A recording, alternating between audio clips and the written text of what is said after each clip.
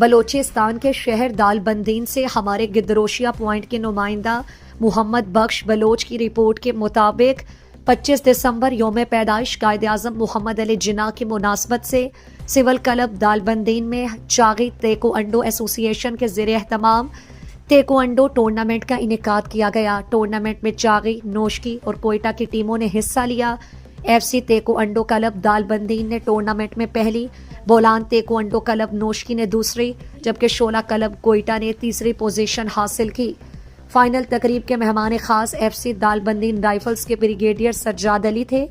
انہوں نے خطاب میں کہا کہ آج تیکو انڈو کے کھلاڑیوں کے جوش و جذبے کو دیکھ کر انتہائی خوشی محسوس ہوئی۔ ایسے حوصلوں کو کوئی شکست نہیں دے سکتا۔